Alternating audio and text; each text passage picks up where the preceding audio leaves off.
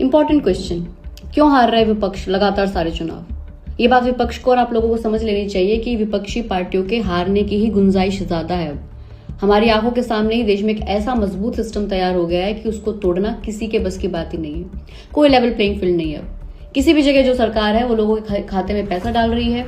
Model code of conduct लागू है, तब भी लोगों के खाते में पैसा आ रहा है। पहले चरण के चुनाव के बाद भी आ रहा है। ये पैसा तो 5 साल में कभी भी दिया जा सकता था, लेकिन चुनाव के दौरान ही क्यों? क्या विपक्ष पैसा डाल सकता है ऐसे लोगों के खाते में? नहीं।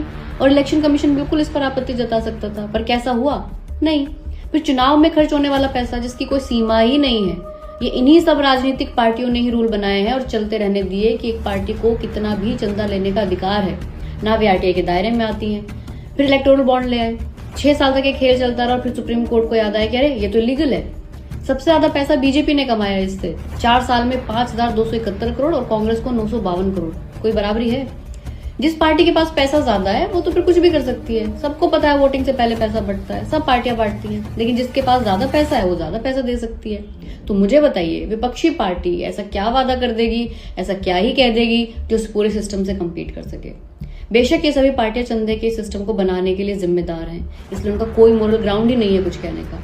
लेकिन ये गलत आर्गुमेंट है कि हाँ सब एक जैसे ही हैं, सब ऐसा ही करते हैं, सीखो ऐसे चुनाव जीता जाता है। नहीं, ये गलत चीज को नॉर्मलाइज करना है। क्यों गलत चीज सीखनी है? ये लोकतंत्र है, जनता का काम है कि वो इस चुनाव में अंधे पैसे को नॉर्मलाइज ना होने दे। जनता का काम है कि इलेक्शन कमीशन से सवाल पूछे। जनता का काम है कि हर हाल में अपना सिस्टम यानी अपना तंत्र बहाल करे।